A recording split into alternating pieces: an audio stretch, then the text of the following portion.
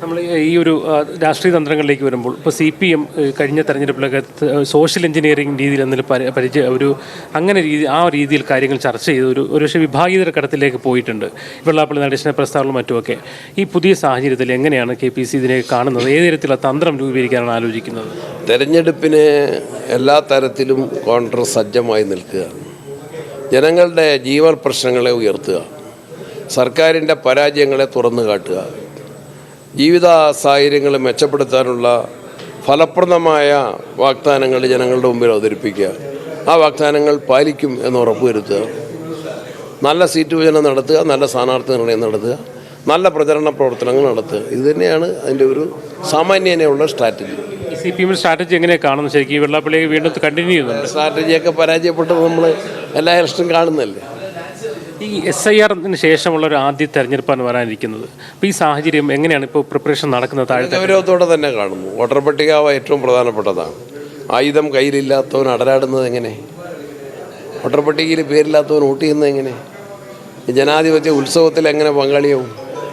Voter പട്ടികയിൽ പേര് വരാൻ എല്ലാവരും ശ്രദ്ധിക്കണം. പാർട്ടി പ്രവർത്തകരും UDF പ്രവർത്തകരും അതിന് മുൻഗണന കൊടുക്കണം.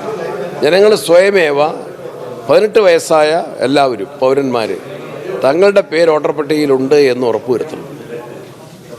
ഈ പാർട്ടി അർത്ഥത്തിൽ താഴെത്തട്ടിലൊരു ജനങ്ങളെ സഹായിക്കാൻ വേണ്ടിയുള്ള ശ്രമങ്ങൾ നടത്തുന്നുണ്ടോ? വളരെ സജ്ജമാണ്, സുസജ്ജമാണ്. BLOമാർ സഹായിക്കുന്നതിന് വേണ്ടി BLAമാരുണ്ട്, ബൂത്ത് കമ്മിറ്റികളുണ്ട്. അവരെ കൂടുതൽ സുസജ്ജമാക്കാൻ ഞങ്ങൾ ഈ ക്യാമ്പും തുടർ പ്രവർത്തനങ്ങളും ഉപകരിക്കും.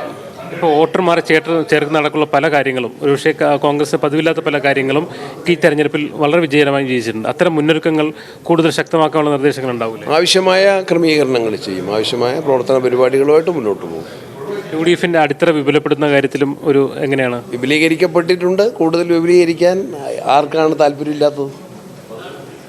കേരള കോൺഗ്രസ് അടുത്ത തെരഞ്ഞെടുപ്പ് ഉണ്ടാവുമെന്ന് പറയാം. കക്ഷികളെ സംബന്ധിച്ച് ആലോചിച്ചിട്ടില്ല. എന്നാലും ഈ ഒരു ഔട്ട്കം 2026 വിജയത്തിലേക്കുള്ളൊരു മാനദണ്ഡമായി മാറും. നന്നായിട്ട് ആരംഭിച്ചു, പകുതി പൂർത്തീകരിച്ചു, കൂടുതൽ വിജയിക്കാൻ സാധിക്കും. എന്തായാലും ഈ സ്ഥാനാർത്ഥി നിർണ്ണയം ഉൾപ്പെടെയുള്ള കാര്യങ്ങളിലേക്ക് പോകുന്നില്ല. അതേസമയം തന്നെ വളരെ കൃത്യമായ ഒരു അജണ്ടയോട് കൂടി തന്നെ 2026 തെരഞ്ഞെടുപ്പിനെ വിജയകരമായി നേടാൻ പറ്റുന്ന രീതിയിലേക്ക് ഒരു ആശയ രൂപീകരണം നടക്കുമെന്ന് തന്നെയാണ് KPC പ്രസിഡന്റ് പങ്കുവയ്ക്കുന്നത്. ജിഷ്ണു മീനങ്ങാടിക്കൊപ്പം മുഹമ്മദ് അസ്ലം, മീഡിയ 1.